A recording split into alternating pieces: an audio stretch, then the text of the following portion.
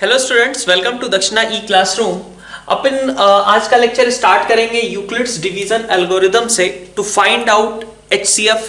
ठीक है, HCF find out करने के लिए दो नंबर्स का अगर हमें दिया जाए तो यूक्लिड्स डिवीजन एल्गोरिदम क्या है, यूक्लिड्स डिवीजन को किस तरीके से यूज कर सकते हैं। ठीक है, तो सबसे पहले तो आपके पास कहा गया था आपको कि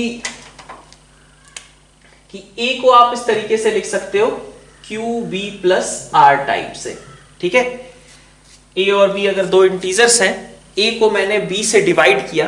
ठीक है, ए को मैंने बी से डिवाइड किया तो आपके पास मान लो कि कोशेंट आ गया क्यू और आपका रिमाइंडर बच गया आर। ठीक है, तो इसके बेसिस पे मैंने कहा कि A is equal to Q B plus r लिखा जा सकता है, where r lies in between 0 to b, divisor से छोटा होता है। ठीक है, जो आपको इनिशियल स्टेटमेंट लिखाई गई थी वहां पे ए और बी आपस में इंटरचेंज थे, यहाँ पे हमारा अलग है, कोई दिक्कत नहीं। बात वही कही जा रही है कि हमने बी से ए को डिवाइड किया, कोशेंट क्यू आया और आर की वैल्यू हमारी कैसी होगी, आर की वैल्यू 0 से बराबर हो सकती है और बी से छोटी ही होगी। ठीक है, डिवाइजर आपका कम होगा बी से, सॉरी डिवाइजर से कम होगा आपका रिमाइंडर। ठीक, अब यूक्लिड्स डिवीजन एल्गोरिथम क्या कहता है कि हम क्या करें, जब तक r 0 ना आ जाए तब तक बार बार b और r के बीच का प्रोसेस रिपीट करते रहे।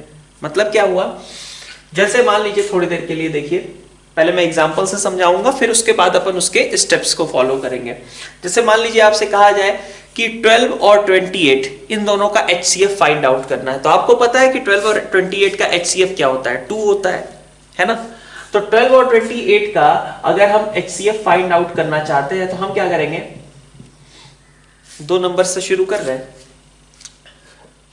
28 और 12 को इस तरीके के रिलेशन से हम आपस में कोरिलेट करेंगे। तो ऑब्वियसली 12 को तो 28 के टर्म्स में लिख नहीं पाओगे, 28 को ही लिखना पड़ेगा 12 के टर्म्स में। ठीक है, 28 इज इक्वल टू कोशेंट आएगा 2, डिवाइजर होगा 12 और रिमाइंडर आएगा 4। ठीक है, ये सही है सबसे पहले। अब इसके बाद आपको क्या करना है, इसके बाद आपको यहां पे जो आपके पास आपका b था, b क्या था, डिवाइजर 12 और 4 है ना, सॉरी इसका, हाँ चलो ठीक है, इसका HCF सॉरी मैंने 2 बोल दिया था, 4 आने वाला है। ठीक है, तो नेक्स्ट स्टेप क्या है आपका कि आपको ये जो डिवाइजर है और ये जो रिमाइंडर है, ठीक है, इनका फिर से सेम प्रोसेस, जैसे यहां पे आपने 12 एंड 28 को आपस में कोरिलेट किया, वैसे ही आप 12 और 4 को कोरिलेट कीजिए। ठीक है, किसको किसको कोरिलेट करना है, जो हमारा पुराना डिवाइजर था और जो रिमाइंडर हमें मिला है। ठीक है, जो डिवाइजर है और रिमाइंडर है उन दोनों को आपस में कोरिलेट करना है। तो इसको अगर आप कोरिलेट करने जाओगे तो आपको क्या मिलेगा, 12 इज इक्वल टू, ठीक है, अब किसको किसको कोरिलेट कर रहे हैं, 12 और 4 को कोरिलेट कर रहे हैं। ठीक है, तो 12 is equal to 3 into 4 plus 0 है ना। जैसे ही रिमाइंडर 0 आ जाए, जैसे ही रिमाइंडर 0 आ जाए वैसे ही अपन बोल देंगे कि ये जो 4 है ना, ठीक है, ये जो लास्ट वाला डिवाइजर था आपका, यही आपका HCF होगा। जैसे ही रिमाइंडर 0 आ जाए वैसे ही बोल देंगे कि हमारा जो लास्ट वाला डिवाइजर इन्वॉल्व था दैट इज आवर HCF। क्या कहा मैंने कि सबसे पहले आप क्या करो, दोनों नंबर्स को आपस में इस तरीके से कोरिलेट कर लो। ठीक है, quotient into divisor plus remainder. और एक बार जब आपने ऐसे कोरिलेट कर लिया तो आपको नेक्स्ट स्टेप क्या करना है, जो आपका पुराना डिवाइजर है और उसके साथ में जो रिमाइंडर मिला है उन दोनों को आपस में फिर से कोरिलेट करना है। और यही प्रोसेस आपको तब तक करते जाना है जब तक कि आपका रिमाइंडर 0 ना आ जाए। जिस डिवाइजर के लिए आपका रिमाइंडर 0 हो जाएगा वही आपका आंसर है। ठीक है, जिस डिवाइजर के लिए रिमाइंडर आपका 0 हो जाएगा वही आपका आंसर है। ठीक है, जैसे एक और एग्जांपल से समझते हैं या फिर भी कम स्टेप्स में हो गया। मान लीजिए 58 और 26 इनका आपको HCF फाइंड आउट करना है, तो लिख दो 58 को 26 से डिवाइड करोगे तो तुम्हारे पास क्वोशिएंट कितना आएगा, 2 आएगा और रिमाइंडर कितना आएगा, 6 आएगा। तो 2 इंटू 26 प्लस 6, ये सही है क्या, 58 is equal to 2 into 26 plus 6। Okay, अब नेक्स्ट स्टेप, अगला क्या करना है आपको, यहां पे रिमाइंडर 0 नहीं मिला, तो जब तक 0 नहीं मिलेगा तब तक क्या करते हैं, डिवाइजर और रिमाइंडर को कोरिलेट करते हैं। तो डिवाइजर और रिमाइंडर को अगेन कोरिलेट करो, मतलब कि अब तुम कोरिलेट करना शुरू करोगे 26 और 6 को, 26 और 6 को आपस में कोरिलेट करना शुरू करोगे। तो यहां पे क्या बन जाएगा, 26 is equal to 4 into 6 plus 2। ठीक है, अभी भी तुम्हारा रिमाइंडर 0 नहीं हुआ, तो अब किसको कोरिलेट करें, डिवाइजर कौन है, 6 है, रिमाइंडर कौन है, 2 है, तो 6 और 2 को आपस में कोरिलेट करो। तो 6 इज इक्वल टू लिख सकते हैं 3 इंटू 2 प्लस 0, रिमाइंडर 0 आ गया। जैसे ही रिमाइंडर 0 आ गया, अब प्रोसेस को रोक देना है। ठीक है, और देख लेना है कि हमारा लास्ट डिवाइजर कौन था। लास्ट डिवाइजर था हमारा 2, है ना, तो ये 2 जो है आपका HCF हो जाएगा इन दो नंबर्स का। ठीक है, एक और एग्जांपल ले लेते हैं। जैसे मान लो कि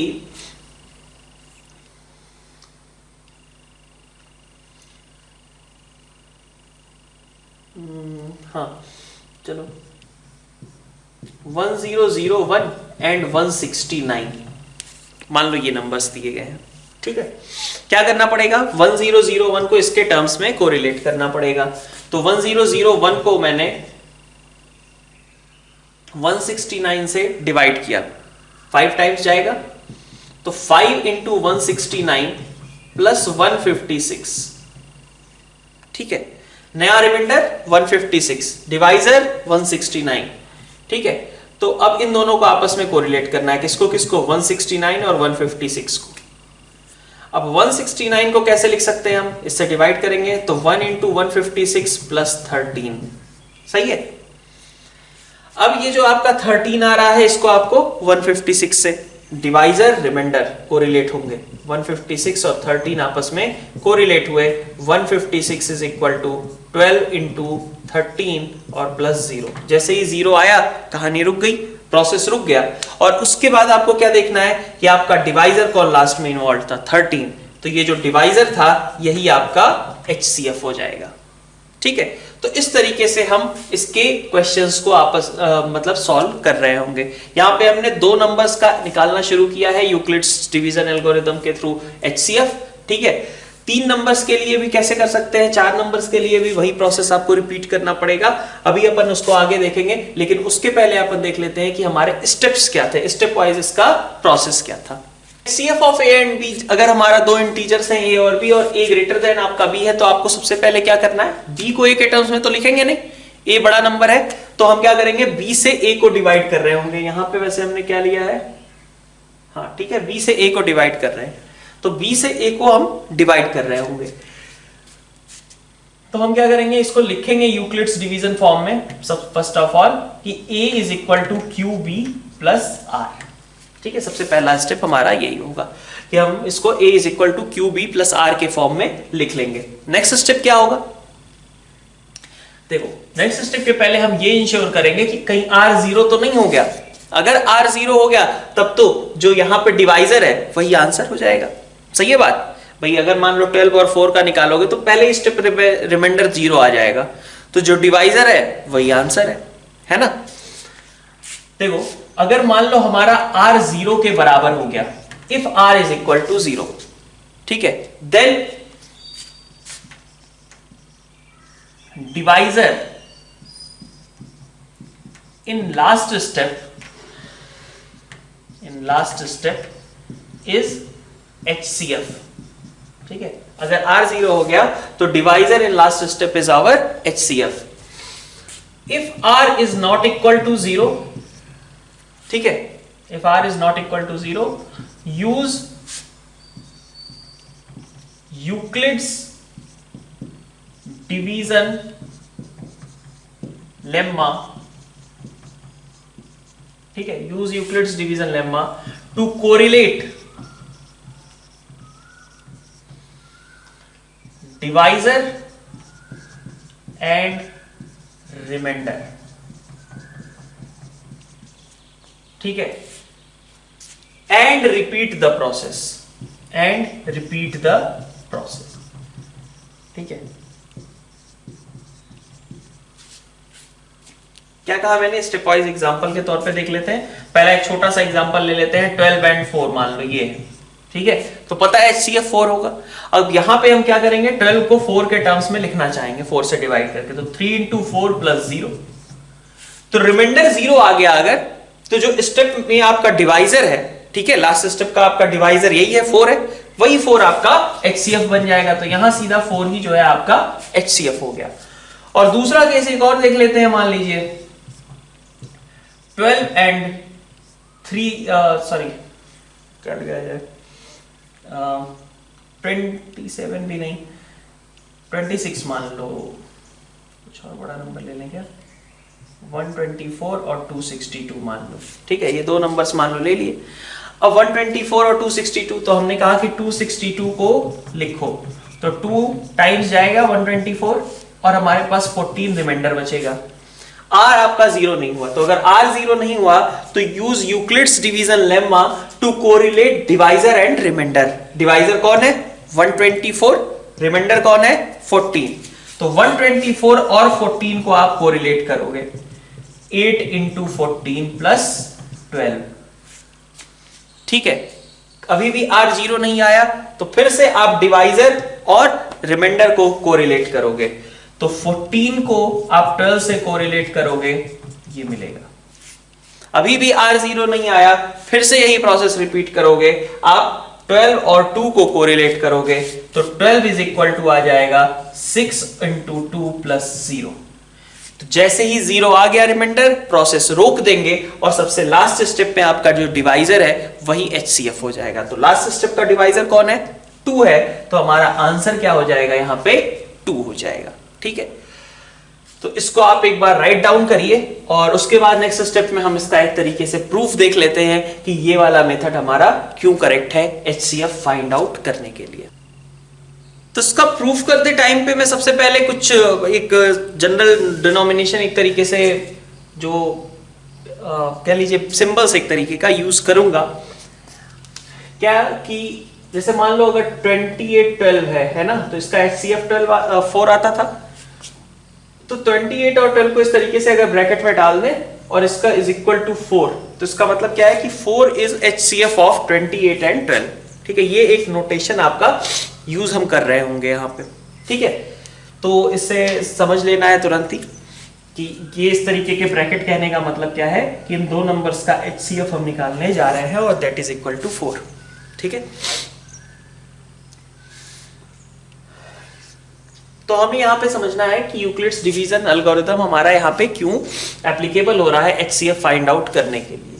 तो सबसे पहले मैंने मान लिया कि if AB is equal to D and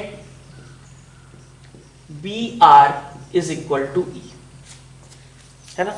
A और B का HCF मुझे निकालना था और उसकी वैल्यू मेरे पास D के बराबर आ गई, ठीक है। A और B का HCF मुझे निकालना था, उसकी वैल्यू मान लिया D है, D है, निकल के आ गई नहीं, D है मान लिया। हमने कहा कि हम यही कर रहे हैं ना हर स्टेप में, कि हम कह रहे हैं कि जो हमारा A और B का प्रोसेस होगा वही प्रोसेस हम B और R पे रिपीट करके भी सेम आंसर तक पहुंच सकते हैं। यही हमने किया है, A और B पे जो प्रोसेस था वही प्रोसेस हमने फिर से B और R पे आपस में कोरिलेट करने का यूज किया और फिर भी हम आंसर तक पहुंच सकते हैं। यही चीज हमने यूज करी है।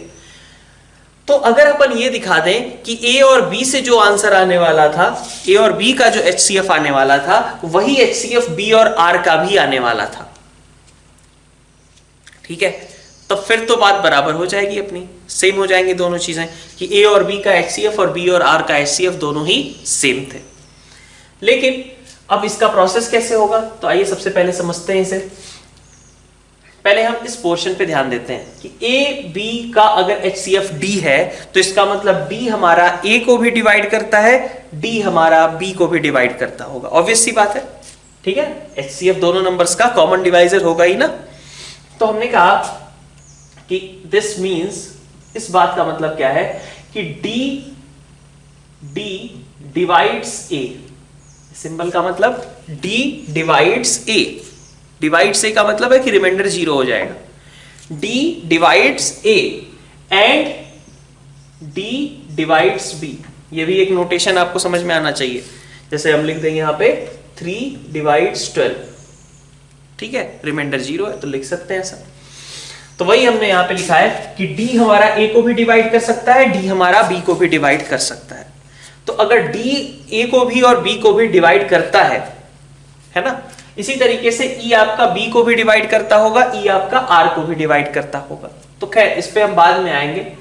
अभी हमने कहा कि सबसे पहले A और B को हमने कोरिलेट किया यूक्लिड्स डिवीजन लेम्मा से। तो हमने कहा कि A is equal to Q B plus R, यही लिखा था हमने, A is equal to Q B plus R. तो अब आप देखिए कि अगर D हमारा A को डिवाइड करता है, D हमारा B को डिवाइड करता है, तो मैं कह सकता हूं कि D हमारा A को भी डिवाइड करता है और D हमारा QB को भी डिवाइड करता है। कोई दिक्कत?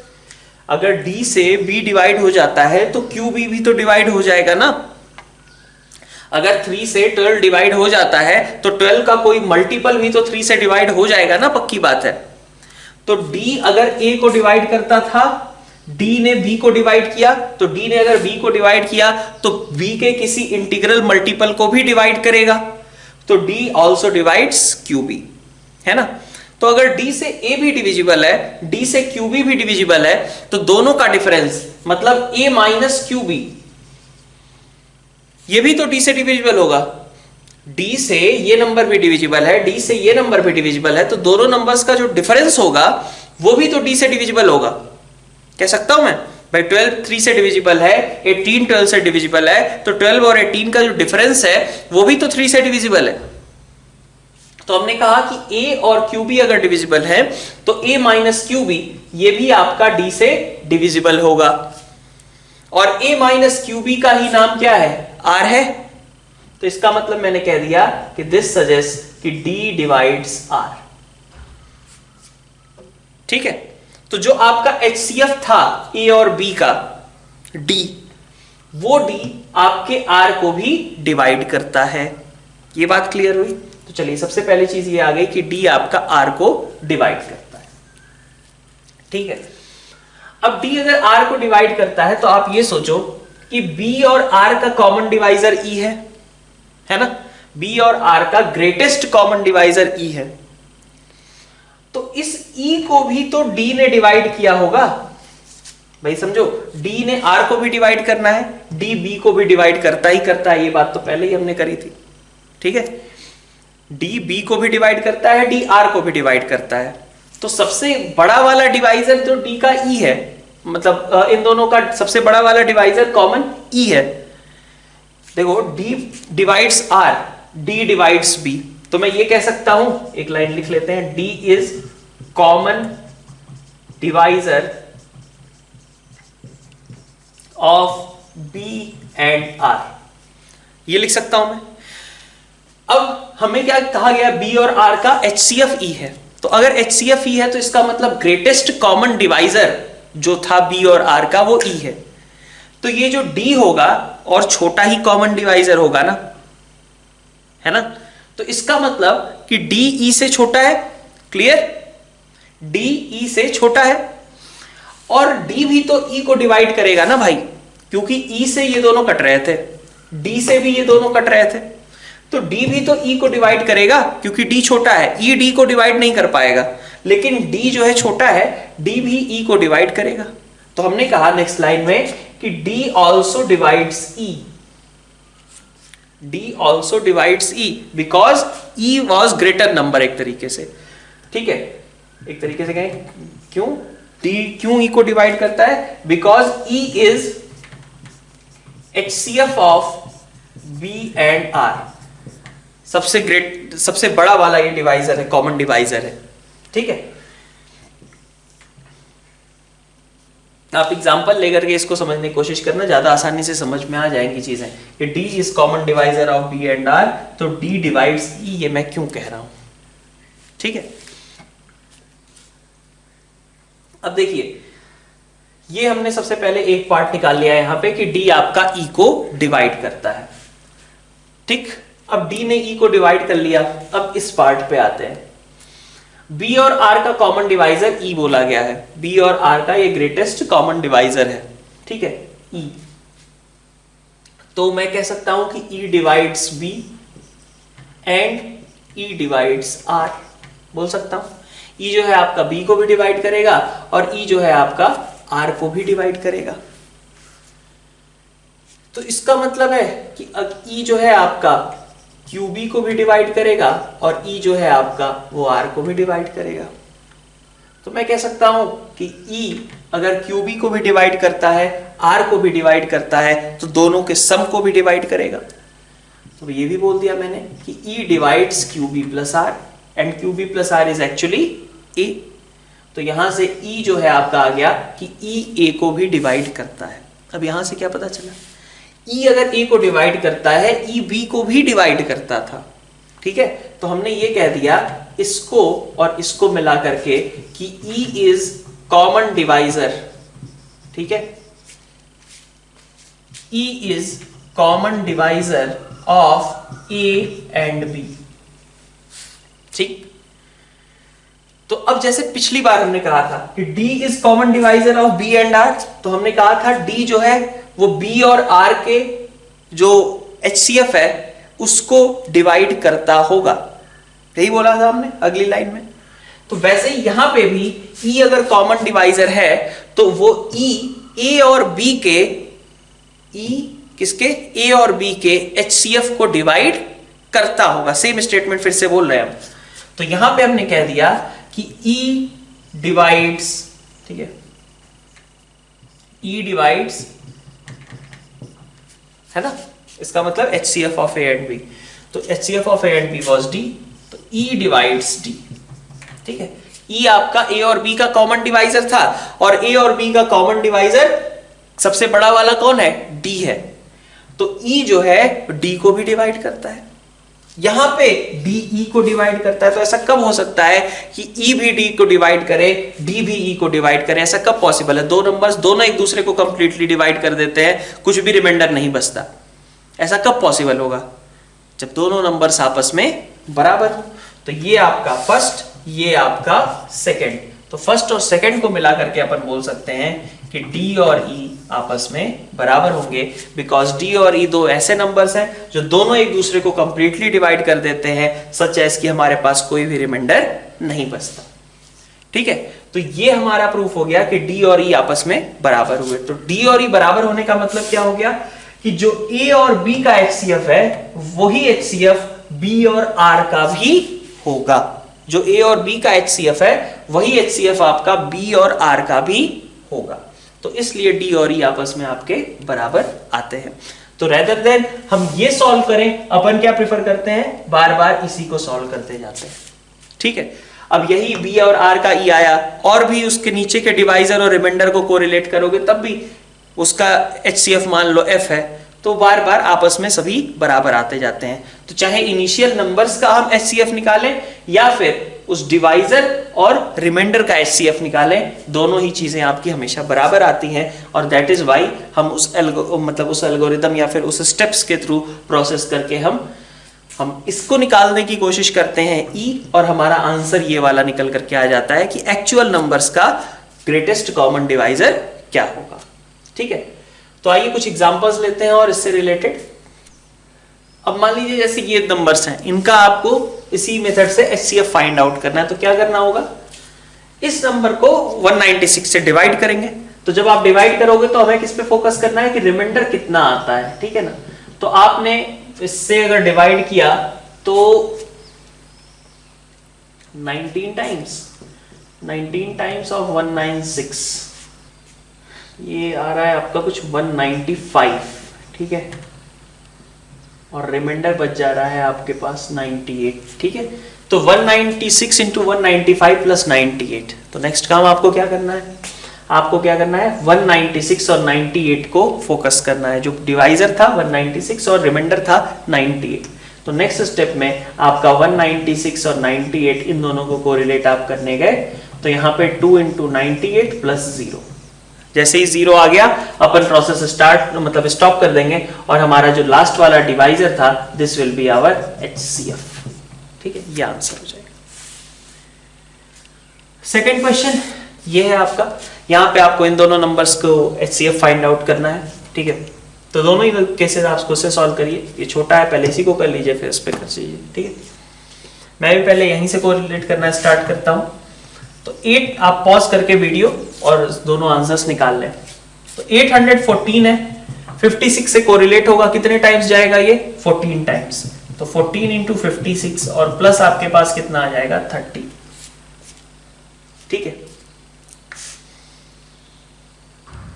14 इंटू 56 784 और प्लस 30, ठीक है। हाँ, अब 56 और 30 को कोरिलेट करना होगा, तो 56 और 30 को भी कोरिलेट करिए। तो 56 is equal to 1 into 30 plus 26। Next step क्या करना होगा? इस 30 को इस 26 से कोरिलेट करिए, तो 30 is equal to 1 into 26 plus 4, ठीक है। अभी भी कहानी नहीं रुकी, अभी भी क्या करना पड़ेगा? 26 और 4 को कोरिलेट करना पड़ेगा। तो 26 is equal to 6 into 4 plus 2। अभी भी रिमाइंडर 0 नहीं आया, क्या करना पड़ेगा? 4 और 2 को कोरिलेट करना पड़ेगा। 4 is equal to 2 into 2 plus 3, ठीक है। तो हमारे पास ये जो लास्ट वाला डिवाइजर था, लास्ट वाला डिवाइजर कौन था? 2 था। यही आपका करेक्ट HCF आ जाएगा यहाँ पे। तो HCF of these two numbers will be 2 only. Okay, next इस क्वेश्चन को सॉल्व कीजिए। यहाँ पे आपके 2 नंबर्स दिए हुए हैं और इनका HCF आपको फाइंड आउट करना है। तो आपने देखा सबसे पहले तो 76254 कितनी बार डिवाइड होगा? 12 टाइम्स। तो 12 इंटू 6265 कितना आ जाएगा ये? 44 और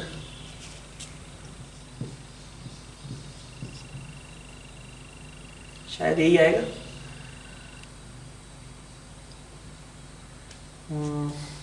और इसको मैं इसमें से सब्ट्रैक्ट कर लूंगा, तो 1074।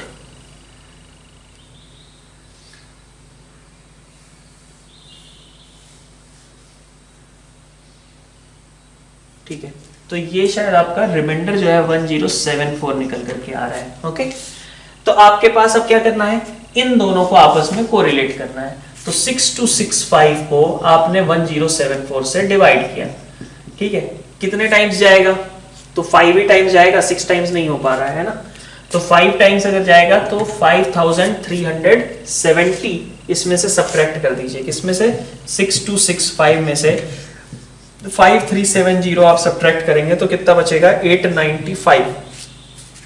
तो यहाँ पे आपका 895 आ गया। फिर क्या करना है आपको? इन दोनों को कोरिलेट करना है। तो 895 को आपने 1074 को आपने इससे कोरिलेट किया, तो 1 इंटू 895 और प्लस कितना आ जाएगा? 179। फिर आपको क्या करना है? इसको कोरिलेट करना है। तो 895 is equal to 179 into 5 plus 0, ठीक है। 0 आ गया, रुक गए। लास्ट वाला डिवाइजर ही जो है हमारा HCF होगा, ठीक है।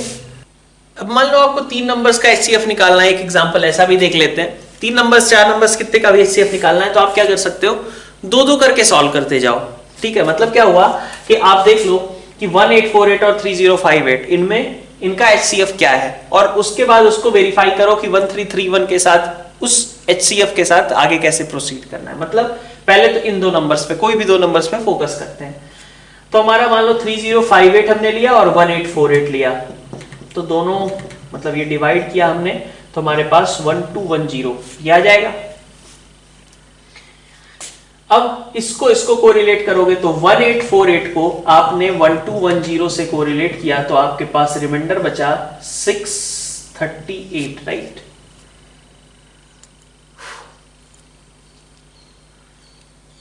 है ना। और फिर 1210 को आप कोरिलेट करोगे 638 से, अगेन एक ही बार क्वोशंट आएगा, एक ही है ना। और इधर बचेगा आपका 572,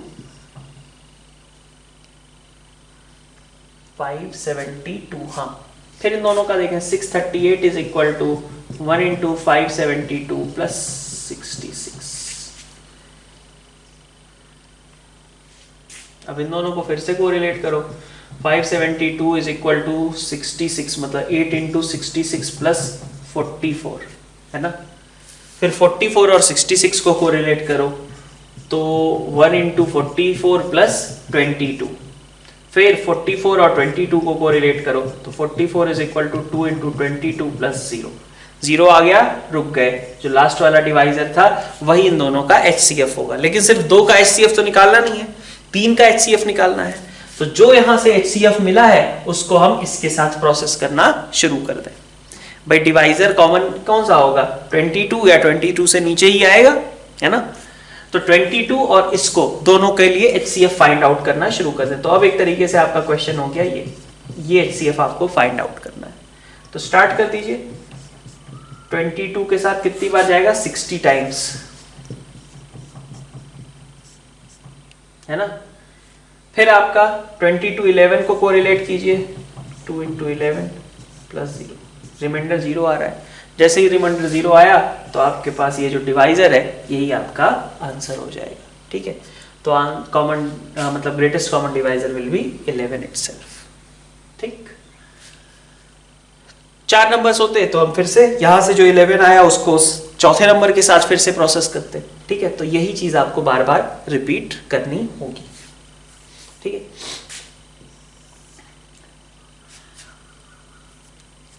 अब एक दो थ्योरम्स हैं और उससे रिलेटेड अपन क्वेश्चंस और देख लेते हैं।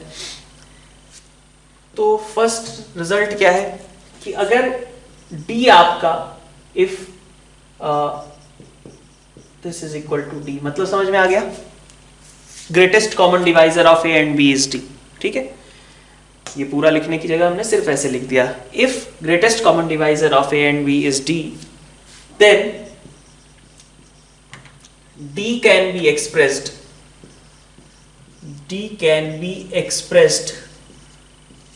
as D is equal to XA plus YB, where X and Y are integers. X and Y are integers. क्या कहा हमने कि अगर D आपका कॉमन डिवाइजर है A और B का, ठीक है, A और B का कॉमन डिवाइजर अगर आपका D है तो D को आप XA प्लस YB इस तरीके से रिप्रेजेंट कर सकते हैं। D को आप XA प्लस YB ऐसे रिप्रेजेंट कर सकते हैं जहां X और Y आपके इंटीजर्स होंगे, ठीक है। X और Y आपके इंटीजर्स होंगे। मैंने ये नहीं कहा कि X और Y पॉजिटिव होंगे, मैंने कहा इंटीजर्स हैं, पॉजिटिव नेगेटिव कुछ भी हो सकते हैं, ठीक है। तो ये एक रूल हो गई एक तरीके से कि A और B का अगर ग्रेटेस्ट कॉमन डिवाइजर D है तो D can be written as XA plus YB, ठीक है। इसी को यूज करेंगे अभी हम यूक्लिड्स डिवीजन लेम्मा या फिर एल्गोरिदम को, और एक एक स्टेप जा करके हम फाइनली ऐसे A और B के टर्म्स में एक्सप्रेस करने की ट्राई करेंगे एग्जाम्पल्स के थ्रू, ठीक है। इसी का एक स्पेशल केस अगर मैं कहूं, ठीक है, अगर मान लीजिए A और B आपके को प्राइम नंबर्स हो, ठीक है, तो if A B is equal to 1, यही होता है ना को प्राइम का डेफिनेशन कि 2 numbers are said to be coprime if there HCF is 1। तो वही बात हमने लिख दी। ये बात लिखने का मतलब हो गया कि A B आर को प्राइम। तो इफ A एंड B इन दोनों आर को प्राइम, मतलब A एंड B का HCF आपका 1 है, तो यहां से D की जगह 1 हो गया ना बस। Then 1 is equal to XA plus YB, ठीक है। तो अगर दो को प्राइम नंबर्स हैं, ठीक है, अगर दो को प्राइम नंबर्स हैं तो XA प्लस YB के टाइप से हम 1 को रिप्रेजेंट कर सकते हैं। There will exist some X and Y for which XA plus YB will be equal to 1। कुछ ना कुछ ऐसा XY जरूर एग्जिस्ट करेगा जिसके लिए XA प्लस YB आपका 1 के बराबर हो जाए, जहां X और Y अगेन आपके क्या है, इंटीजर्स है, ठीक है। तो हमने क्या कहा कि अगर D आपका 2 नंबर्स का कॉमन डिवाइजर है तो D को हम XA प्लस YB के फॉर्म में लिख सकते हैं, ठीक है। X और Y में से कोई भी इंटीजर वगैरह, मतलब दोनों ही इंटीजर होंगे, कोई पॉजिटिव कोई नेगेटिव हो सकता है। इसके अलावा AB इज इक्वल टू 1 है अगर मान लीजिए, मतलब A और B आपके को प्राइम है, और इसका मतलब हुआ XA plus YB equal to 1 भी एक पॉसिबल फॉर्म रहेगा, ठीक है। अब इन दोनों चीजों को अपन कुछ क्वेश्चंस के थ्रू देखते हैं। तो इस क्वेश्चन से स्टार्ट करते हैं। कहा गया है कि HCF 468 और 222 का अगर D है तो हमें D को रिप्रेजेंट करना है इन कॉम्बिनेशन 468 प्लस 222Y, जहां X और Y आपके इंटीजर्स होने चाहिए, ठीक है। XY बिलोंग्स टू इंटीजर्स, ठीक है। और फिर सेकेंड पार्ट में हमें ये भी प्रूव करना है कि ऐसे x और y कई सारे हो सकते हैं। ऐसा नहीं है कि x और y की यही पर्टिकुलर वैल्यूज जो हमने निकाल लेंगे एक बार में वही आएगी, कुछ और भी तरीके से हम इसको रिप्रेजेंट कर सकते हैं। तो सबसे पहले खैर सेकेंड पार्ट को छोड़िए, पहले इस फर्स्ट पार्ट पे फोकस करते हैं कि d को हम 468x + 222y के फॉर्म में रिप्रेजेंट कैसे करेंगे। x और y की कुछ तो वैल्यू निकालें पहले, उसके बाद फिर देख लेंगे वो यूनिक है या नहीं है। तो थियरी तो यही कहती है कि भाई ऑब्वियसली रिप्रेजेंट किया जा सकता है, लेकिन ऐसे x और y क्या होंगे वो फाइंड आउट करना है। ठीक है, तो अब देखिए सबसे पहले अपन क्या करें, पहले तो आप HCF निकालने की कोशिश करो। ठीक है, कि HCF होगा क्या। तो आपने कहा कि 468 और 222 को आपस में कोरिलेट करना शुरू करें और उससे हम HCF निकालें। तो HCF आपका कितना आएगा, तो 2 × 222 444 हो गया +24। इन दोनों को कोरिलेट किया जाए, 222 = 9 × 24 और +6, और फिर 24 को कोरिलेट किया जाए 6 से, तो 4 × 6 + 0। इसको मैं फर्स्ट इक्वेशन बोल देता हूं, इसको सेकंड और इसको थर्ड। अभी तक हमें कुछ खास जरूरत नहीं होती थी इक्वेशन वगैरह मानने की, हम सीधा यहाँ पे बोल देते थे कि अपना HCF कितना होगा, 6 के बराबर होगा। ठीक है, अब इन इक्वेशंस को हम इसलिए मान रहे हैं क्योंकि हमें इस फॉर्म में रिप्रेजेंट करना है, और उसके लिए हम यूज करेंगे इन्हीं 3 कोरिलेशंस का। ठीक है, तो सबसे पहले मैं यहां से स्टार्ट करता हूं कि 6 को आप क्या लिख सकते हो। ठीक है, यहीं से हमें कहानी स्टार्ट करनी है।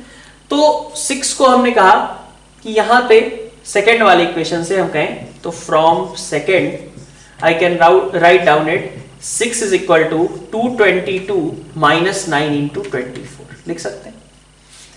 अब हमें इस फॉर्म में तो लिखना नहीं था, हमें तो ये चाहिए 6 = 468 × समथिंग + 222 × समथिंग, है ना। तो हमने कहा अब किससे दिक्कत हुई हमें, अब हमें दिक्कत हुई 222 से उतनी तकलीफ नहीं है क्योंकि 222 चाहिए, 24 से दिक्कत है हमें, 24 की कोई जरूरत थी नहीं। तो 24 को कैसे हटाएं, तो 24 को हटाने के लिए हमारे पास ये है पहला वाला रिलेशन। ठीक है, तो 24 को हटाने के लिए हमने कहा कि फ्रॉम फर्स्ट अपन क्या लिख सकते हैं कि फर्स्ट के अकॉर्डिंग कि 24 आपका बेसिकली क्या है, 468 - 2 × 222 लिख सकते हैं, है ना। हमने कहा कि भाई 6 को हमें लिखना था किसके टर्म्स में, इसके और इसके, तो ये तो है, इसको हटाने की जरूरत नहीं है हमें, लेकिन ये नहीं है, 24 नहीं चाहिए था। तो 24 कैसे हटाए, तो 24 हटाने के लिए हमने कहा कि 24 को हम ऐसा लिख सकते हैं, तो लिख दीजिए इसको 6 = 222 - 9 × 24 की जगह पे आपने इसे पुट कर दिया 468 - 2 × 222।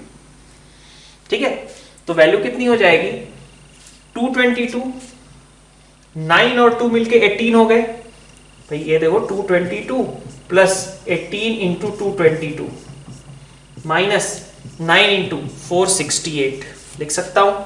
तो ये आपके पास बन गया 19 × 222 - 9 × 468। ठीक है, तो कॉम्बिनेशन क्या हो गया कि y की जगह आप 19 डाल दो और x की जगह आप -9 डाल दो, तो आपका एक कॉम्बिनेशन ये बन जाएगा। क्या करना था हमें यहां से स्टार्ट करना था पिछले वाले स्टेप से। ठीक है, और जो टर्म हमें रिक्वायर्ड है 222 रिक्वायर्ड है, उसको रिप्लेस करने की जरूरत नहीं, ये नहीं रिक्वायर्ड है तो उसको हमने और पीछे वाले एक्सप्रेशन से रिप्लेस कर दिया। बात समझ में आ रही है।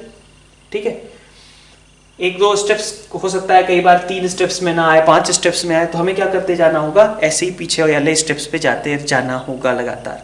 उसको हम नेक्स्ट एग्जांपल में देखेंगे। अभी के लिए हमने ये कहा कि अभी हमने इन दोनों को कोरिलेट कैसे करना है ये सीख लिया। कैसे, तो हमने कहा कि सबसे पहले तो 6 जो चाहिए उसको डायरेक्टली कोरिलेट करो, कोरिलेट कर लिया। अब जब एक बार कोरिलेट कर लिया आपने, तो आपने देखा कि हमें ऐसी टर्म्स जो हमें रिक्वायर्ड हैं, अगर वो हैं तो उनसे कोई दिक्कत नहीं है, अगर वो नहीं है तो उनको हमें रिप्लेस करना पड़ेगा। और उनको रिप्लेस करने के लिए हमारे स्टेप्स कहां से आएंगे, तो उसके पीछे वाले जो हमारे स्टेप्स होंगे ये एल्गोरिदम के, वहां से आएंगे। ठीक है, अब नेक्स्ट पार्ट इसका ये था कि x और y जो है हमारे यूनिक नहीं है, x और y के और भी कॉम्बिनेशंस आपके पास एग्जिस्ट कर सकते हैं। ठीक है, तो देखिए सबसे पहले तो हमने क्या किया था, सेकंड पार्ट है ना, पार्ट 2 एक तरीके से देख लेते हैं इसका। पार्ट 2 क्या है, show that these are not unique. तो हमने 6 को लिख लिया था अभी तक, 6 को हमने लिख लिया था 19 इंटू 222 माइनस 9 इंटू 468 है ना। अब अगर मान लो आप इसमें 222 इंटू 468 मान लो, ये इन्हीं दोनों का कॉम्बिनेशन यूज करना पड़ेगा जो नंबर्स यहां पे हैं। तो आपने मान लीजिए 222 इंटू 468 आपने ऐड और सब्ट्रैक्ट कर दिया, तो कोई फर्क आएगा क्या 222 इंटू 468 ऐड सब्ट्रैक्ट करने से? नहीं भाई, ये जीरो ही है ना। लेकिन अब आप क्लब कर सकते हो आसानी से। आपने इसको मान लीजिए इसके साथ क्लब किया, तो आपका 222 हो गया कॉमन, और 19 और 468 मिल जाएंगे है ना। माइनस 4 इन दोनों में देखें तो 468 हो गया कॉमन, 9 और 222 आपके मिल जाएंगे। तो आपके पास ये कितना आ जाएगा 487 इंटू 222 माइनस यहाँ 231 इंटू 468, ये आपका ये भी कॉम्बिनेशन हो जाएगा। ठीक है, सही है, 468 और 222 के टर्म्स में। आप चाहो तो 222 इंटू 468 का कोई और कॉम्बिनेशन भी ऐड सब्ट्रैक्ट कर सकते हो। आप ऐसे भी कर सकते थे ना, 6 लिखा था, ये 19 222 माइनस 9 इंटू 468। आप इसमें 222 का कोई मल्टीपल यूज कर लो, मान लो 444 कर लिया आपने इंटू 468, ठीक है, या फिर 468 का कोई मल्टीपल यूज कर लेते, कोई दिक्कत नहीं। अब आपने क्या कहा कि इसको कोरिलेट करें, तो इसको कोरिलेट करें और उसको 222 के टर्म्स में लिखे, तो 222 कॉमन 19 और प्लस यहां पे कितना आ जाएगा 936 है ना, माइनस 468 और 9 प्लस 444। ठीक है, तो अब देख सकते हो फिर से आपने एक अलग कॉम्बिनेशन के फॉर्म में बना लिया। मतलब 222 इंटू 468 किसी का भी कोई सा भी मल्टीपल यूज करके आप फिर से इनको क्लब कर सकते हो। इसका मतलब एक्स वाई की यूनिक नहीं होंगे, बहुत सारे ऐसे कॉम्बिनेशंस बन सकते हैं। ठीक है, एक बड़ा एग्जांपल कंपैरेटिवली लेते हैं नेक्स्ट स्लाइड में। तो नेक्स्ट सेम क्वेश्चन है आपका, इस बार नंबर्स आपके हैं 858 एंड 325। थोड़ा सा लेंथी क्वेश्चन होगा, इसको आप खुद से ट्राई कीजिए, प्रोसेस आपको वही ध्यान में रखना है। ठीक है, पॉज कीजिए, क्वेश्चन को सॉल्व करने का ट्राई कीजिए। मैं भी स्टार्ट करता हूं इसको। तो 858 और 325, पहले तो जीसीडी या एचसीएफ निकालना शुरू करें। तो 858 is equal to 2 into 325 plus 208, first equation. अब इन दोनों को कोरिलेट करो, तो 325 को 208 से कोरिलेट करो, कर दिया। नेक्स्ट 208 और 117 को कोरिलेट करो, कर दिया। फिर 117 और 91 को कोरिलेट करो, कर दिया, है ना। फिर 91 26 को, तो 91 is equal to 3 into 26 plus 13, ये भी हो गया। 13 और 26 को, तो 26 is equal to 2 into 13 plus 0, यहां कहानी रुक जाएगी। तो ये आपकी 6th इक्वेशन एक तरीके से बन गई, और हमें पता चला कि 13 आपका डिवाइजर है, ग्रेटेस्ट कॉमन डिवाइजर 13 है। अब 13 को आपको लिखना है, कहां से स्टार्ट करेंगे, पिछले वाले स्टेप से। तो 13 can be written as 91 minus 3 into 26, है ना। अब देखो 91 भी आपका रिक्वायर्ड नहीं है और ना ही 26 रिक्वायर्ड है, दोनों अनवांटेड टर्म्स हैं, दोनों को हटाएंगे, है ना। तो आप देखो सबसे पहले 26 को हटा सकते हो, 26 को क्या लिख सकते हो 117 माइनस 91। तो आपने फ्रॉम फोर्थ वाली इक्वेशन को यूज किया और वहां से कहा कि 13 इज इक्वल टू 91 माइनस 26 को हटा रहे हैं सबसे पहले, तो 26 को हटा रहे हैं किसके टर्म्स में 117 माइनस 91 लिख सकता हूं। तो ये बन गया आपका 2 इंटू 91, ठीक है, गड़बड़ हुई क्या, किसको हटा रहे थे, 13 is equal to 91 minus 3 into 26 ना, अच्छा 3 छूट गया था, ओके। तो ये दोनों मिल करके कितने हो जाएंगे, 4 इंटू 91 माइनस 3 इंटू 117, सही है, 3 इंटू 117, 4 इंटू 91। फिर क्या हुआ, अब 91 और 117 ये भी अभी अनवांटेड ही है, तो 91 को हटा सकते हैं क्या, तो हाँ यहाँ से 91 को हटाया जा सकता है। तो फोर्थ को आपने यूज कर लिया था, अब आप थर्ड पे गए कि थर्ड वाले को यूज करेंगे। तो थर्ड वाले को आप यूज करने गए, आपने कहा कि अभी तक 13 आप लिखते थे, 4 इंटू 91 की जगह आपने लिखना शुरू कर दिया 208 माइनस 117, और यहां पे आपका 3 इंटू 117 था ही। तो आपने यहां से कहा कि कितना बन जाएगा ये, 4 इंटू 208 माइनस 7 इंटू 117। अभी भी दोनों बेकार की टर्म्स हैं। फोर्थ को आप, थर्ड को आप यूज कर चुके हो, अब आप सेकंड पे जाओगे, है ना, सेकंड पे जाओ, वहां पे आपको क्या मिलेगा, 117 मिलेगा। 117 को मैं इसके टर्म्स में लिख सकता हूं, ठीक है। तो 4 इंटू 208 माइनस 7 इंटू 117 की जगह मैंने लिख दिया 325 माइनस 208। तो ये बन गया आपका 11 इंटू 208 माइनस 7 इंटू 325, ये भी सही है। अब फिर से हम गए, थर्ड यूज कर लिया है हमने, अब हम सेकंड को यूज करेंगे। सेकंड यूज किस लिए करेंगे, तो सेकंड में हमारे पास होगा, सेकंड यूज कर लिया क्या, हाँ यहाँ पे तो सेकंड यूज कर लिया है, सॉरी, सेकंड में हमने ये कर दिया है ना। तो अब हम फर्स्ट यूज करने पे जाएंगे, तो हमारा 325 तो काम का है, ये काम का नहीं है, तो हम लिख लेंगे कि 208 can be written as 858 minus 2 into 325। तो 11 858 माइनस 2 इंटू 325 और माइनस 7 इंटू 325 था ही, तो ये बन गया 11 इंटू 858, 22 यहां से और 7 यहां से, 29 इंटू 325। इस कॉम्बिनेशन में इसको रिप्रेजेंट किया जा सकता है। तो बस क्या करना था, एक एक स्टेप आपको पीछे आते जाना था। आपने फोर्थ यूज कर लिया, अब थर्ड करिए, फिर सेकंड करिए, और सब में रिमाइंडर जो आ रहे थे, जैसे सेकंड को यूज क्या करना है, तो इसमें जो रिमाइंडर आ रहा था 117 उसको लिख देना है ऐसे इन दोनों के टर्म्स में। 91 को जब आप यूज करना चाहें तो आपको इन दोनों के टर्म्स में, फोर्थ इक्वेशन जब यूज करना चाहें तो 26 आपको लिख सकते हैं इन दोनों के टर्म्स में। तो ऐसे करके आपने इसको फाइनल रिजल्ट तक आप पहुंच गए। ऑब्वियसली एमएन अदर भी हो सकते हैं, जैसा मैंने बताया था आपको कि 858 और 325 का कोई भी मल्टीपल ऐड सब्ट्रैक्ट करके हम अदर कॉम्बिनेशन भी बना सकते हैं। फॉर एग्जाम्पल, ठीक है, क्या कर सकते हैं हम, 11 इंटू 858 माइनस 29 इंटू 325 ये है। अब इसमें आपने मान लीजिए 858 इंटू 325 आपने ऐड और सब्ट्रैक्ट कर दिया, तो क्या बनाएगा ये, इन दोनों को हमने मान लीजिए एक साथ कर लिया, ठीक है। तो 858 कॉमन, 11 प्लस 325 माइनस, इन दोनों को आपने एक साथ कोरिलेट करना है, तो 325 कॉमन, 29 प्लस 858। तो एक कॉम्बिनेशन ये हो गया कि 858 इंटू 336 माइनस 325 इंटू 887, ठीक है, ये आपका आंसर हो जाएगा।